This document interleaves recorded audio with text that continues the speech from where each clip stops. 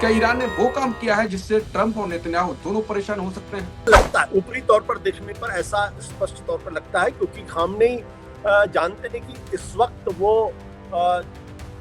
Iran के सबसे बड़े नेता तो है ही, इसलिए उनके एक एक शब्द को बहुत करीने से स्क्रूटनाइज किया जाएगा। यानी ईरान के न्यूक्लियर साइट्स पर हमला करने से ईरान को इस बारे में जानकारी दे दी थी। ईरान के पास क्या विकल्प खुले हैं कि वो बदला ले? ईरान इतना बड़ा फैसला करता है क्योंकि अगर आपने किसी अमेरिकी अड्डे पर अटैक किया तो ये खुलेआम अमेरिका के खिलाफ जंग का ऐलान होगा।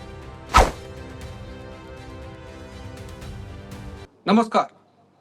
क्या ईरान के सर्वोच्च नेता आयतुल्लाह अली खामनेई ने बिना गोली चलाए केवल अपनी खामोशी से पूरा गेम पलट दिया? क्या ईरान ने नेतन्याहू की बिछाई बिसात पर उनकी ही चाल पलट दी है? और क्या ट्रंप और नेतन्याहू दोनों अब उसी जाल में फंसने वाले हैं जो उन्होंने बुना था? दरअसल ईरान के सर्वोच्च नेता आयतुल्लाह अली खामनेई ने हाल ही में एक्स पर एक ट्वीट किया जिसमें उन्होंने इजराइल को बड़ी गलती करने का दोषी ठहराया, लेकिन अमेरिका द्वारा ईरान के परमाणु ठिकानों पर किए गए हमलों का कोई जिक्र नहीं किया। इससे कई सवाल खड़े हो रहे हैं। क्या ईरान ने नेतन्याहू का प्लान फेल कर दिया है? क्या ईरान ने वो काम किया है जिससे ट्रंप और नेतन्याहू दोनों परेशान हो सकते हैं? खामनेई की इस चाल के पीछे की रणनीति और इसका मतलब क्या है? चर्चा शुरू की जाए उससे पहले जान लेते हैं कि खामनेई ने ट्वीट में क्या कहा। खामनेई ने अपने ट्वीट में लिखा, जायनी दुश्मन ने बड़ी गलती की है, बड़ा अपराध किया, उसे सजा दी जानी चाहिए और दी जा रही है। मतलब अमेरिका का कोई जिक्र नहीं, अमेरिका ने हमला किया था, कोई जिक्र नहीं। चलिए अब इसका विश्लेषण करते हैं। नमस्कार, मैं हूं अंकुर और आप देख रहे हैं सत्य का खास कार्यक्रम आशुतोष की पैनी नजर। कार्यक्रम में आशुतोष जी खबर की खबर लेकर असली खबर बताते हैं। अब इस खबर की असली खबर आशुतोष जी बताएंगे कि खामेनेई की इस चाल का क्या मतलब है। क्या वो दो मोर्चों पर लड़ाई नहीं लड़ना चाह रहे हैं जो कि नेतन्याहू चाह रहे थे? आशुतोष सर। बहुत बहुत शुक्रिया अंकुर। देखिए, ये सवाल इस वक्त पूरी दुनिया को है और पूरी दुनिया इस सवाल को मथ रही है, लेकिन एक बात हमें बहुत अच्छी तरीके से समझनी चाहिए, वो ये कि नेतन्याहू और डोनाल्ड ट्रंप दोनों मिलकर खेल रहे हैं। जो लोग ये समझते हैं कि दरअसल दोनों अलग अलग हैं, वो किसी गलतफहमी के शिकार हैं। आपको याद होगा कुछ दिनों पहले, बल्कि 3-4 दिन पहले की बात है, जब डोनाल्ड ट्रंप ने यह कहा था कि मुझे 2 हफ्ते का वक्त चाहिए फैसला करने के लिए, लेकिन 2 हफ्ते के अंदर ही, और छोड़ दीजिए तो कुछ दिनों के अंदर ही दुनिया ने यह देखा किस तरीके से अमेरिका के B-2 बॉम्बर उड़े और उन्होंने 30,000 पाउंड के जो बंकर बस्टर बॉम्ब्स होते हैं वो गिराए। और जो जानकारी, उस जानकारी के मुताबिक जहां पर ये B-2 बॉम्बर हैं और जहां पहुंचकर उन्होंने बम गिराया है, उसके बीच में 37 घंटे का वक्त लगता है। इसका मतलब यह है कि जब ट्रंप ये कह रहे थे या कहने के बारे में सोच रहे थे, उसके पहले ही उन्होंने ये फैसला कर लिया था कि दरअसल अमेरिका ईरान की जो न्यूक्लियर साइट्स है उसको बम से उड़ाएगा। और डोनाल्ड ट्रंप एक डिसेप्शन का गेम खेल रहे थे, यानी वो न केवल ईरान को बल्कि पूरी दुनिया को एक तरीके से धोखा दे रहे थे, उनको अंधेरे में रख रहे थे और दुनिया को ये बताने की कोशिश कर रहे थे, देखिए अमेरिका तो इस खेल से बिल्कुल पूरी तरीके से अपने आप को बाहर समझता है, उसने इस बारे में कोई फैसला नहीं किया है, 2 हफ्ते का वक्त लगेगा। और इसी बीच वहां पे बम आके गिर जाता है। तो इसका मतलब यह था कि ट्रंप उस वक्त या तो झूठ बोल रहे थे या डिसेप्शन का गेम खेल रहे थे। और जंग में सब जायज है। जंग में, जिसे कहते हैं ना कि प्यार में और जंग में सारी चीजें जायज होती, झूठ भी होता है, धोखा भी होता है। तो पहली बात तो ये समझनी चाहिए। दूसरी बात यह है कि जब नेतन्याहू ने ईरान के ऊपर हमला करने का फैसला किया था, उस वक्त भी नेतन्याहू इतना बड़ा फैसला बिना अमेरिका के कर ही नहीं सकते थे। और क्योंकि नेतन्याहू अपने बल पर वो पूरे मिडिल ईस्ट की दुश्मनी मोल नहीं ले सकते थे। वो जानते हैं कि जिस तरीके से ईरान है, ईरान एक बहुत मजबूत देश है, वो गजा की तरीके से नहीं, वो फिलिस्तीनियों की तरीके से नहीं है। 9 करोड़ की आबादी है और इस वक्त सबसे बड़ा मुल्क है मिडिल ईस्ट के अंदर, और उसके पीछे चाइना भी खड़ा हुआ है और रूस भी खड़ा हुआ है। तो नेतन्याहू इतना बड़ा फैसला नहीं करते अगर उन्होंने ट्रंप को कॉन्फिडेंस में नहीं लिया होता या उनको नहीं बताया हो, यानी उनकी मिलीभगत से ये हुआ। अब तीसरी बात जो आपने कहा कि खामनेई का जो स्टेटमेंट है वो क्या दर्शाता है।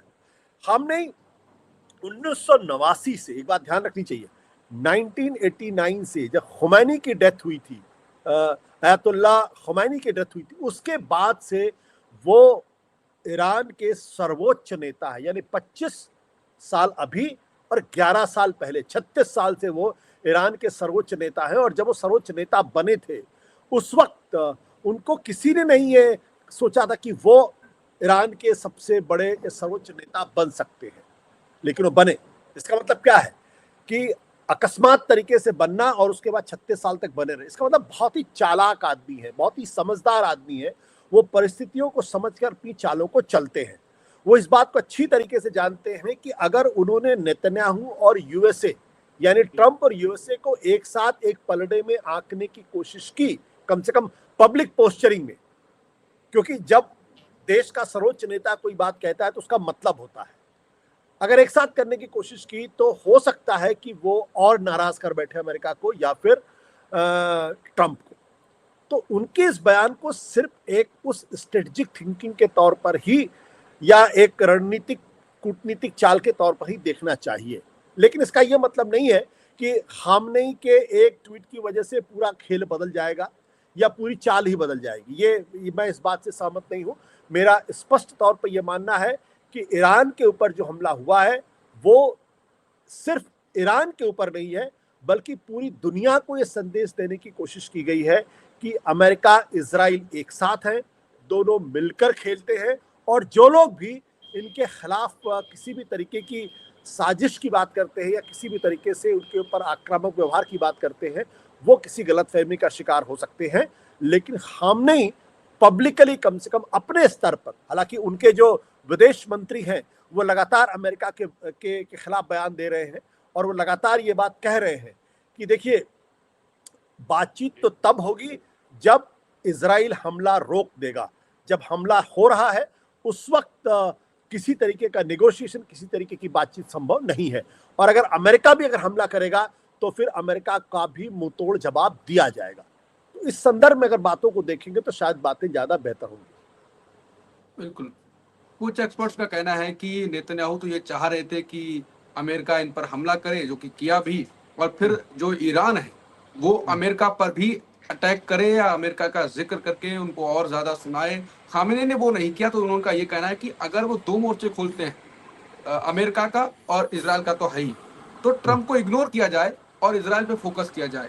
तो क्या खामेनी ने यही काम किया या कुछ और काम किया? ऐसा लगता है, ऊपरी तौर पर देखने पर ऐसा स्पष्ट तौर पर लगता है, क्योंकि खामनेई जानते हैं कि इस वक्त वो ईरान के सबसे बड़े नेता तो है ही, इसलिए उनके एक एक शब्द को बहुत करीने से स्क्रूटनाइज किया जाएगा, उसकी बहुत गहरी पड़ताल की जाएगी और उसका अर्थ निकाला जाएगा। जैसे कि देखिए, हम लोग उनके बारे में बातचीत कर रहे हैं, तो जाहिर सी बात है ऐसे स्टेटमेंट और ऐसे संकट के समय में जाहिर सी बात है बहुत ही सोच समझ कर दिए जाते हैं।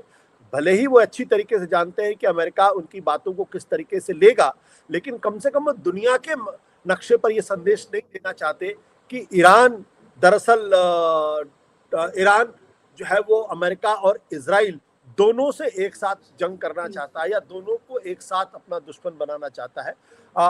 ये भी जानकारी जहां तक मुझे मिल रही है, अभी ये अपुष्ट जानकारी, इस बारे में कंफर्मेशन नहीं है, लेकिन इस तरीके की अटकलें इस वक्त अंतर्राष्ट्रीय मंचों पर लगाई जा रही, सोशल मीडिया पर ये कहा जा रहा है कि दरअसल अमेरिका ने ईरान पर हमला करने के पहले, यानी ईरान के न्यूक्लियर साइट्स पर हमला करने के पहले ईरान को इस बारे में जानकारी दे दी थी। अगर ये बात पुष्ट होती है, अगर ये बात सच साबित होती है, तो इसका अर्थ ये है कि अमेरिका भी ईरान को एक तरीके से बीच का रास्ता देने की कोशिश कर रहा है और वो शायद ये समझ रहा है कि जिस मकाम पर आकर इजराइल और ईरान की लड़ाई हो गई है और जो लोग एक्सपेक्ट कर रहे हैं, उसमें अमेरिका के लिए यह लाजमी है कि वो उनके न्यूक्लियर साइट्स पर हमले करे, लेकिन ये संदेश भी ईरान को दे दे कि इसके अलावा उनकी कोई दिलचस्पी जो है वो ना तो ईरान के नागरिकों को नुकसान पहुंचाने की है और ना ही वहां किसी बड़े पैमाने पर कत्लो गारत करने की उनकी कोई मंशा है। वो सिर्फ इतना चाहते हैं कि ईरान की जो न्यूक्लियर परमाणु क्षमता जो वो पा सकता है, ऐसा कहा जा रहा है, सिर्फ उसको नुकसान पहुंचाए ताकि ईरान एक न्यूक्लियर पावर स्टेट न बन पाए। बिल्कुल, आपने जो कहा कि ऐसी चर्चाएं चल रही हैं कि ट्रंप ने ईरान को पहले बताया था कि हम अटैक करने वाले हैं, तो ईरान पहले से सेफ हो गया। क्या आपको लगता है इसके बाद अगर वो खबर ये नहीं सही है, मान लीजिए कि बिना बताए अटैक किया और बता के भी अटैक किया, बता के अटैक किया तो ईरान तो अटैक नहीं करेगा अमेरिकी बेसिस पे, और नहीं किया तो अमेरिका के ईरान के पास क्या विकल्प खुले हैं कि वो बदला ले या अमेरिका के अटैक करेगा नहीं करेगा? क्या आपको लगता है?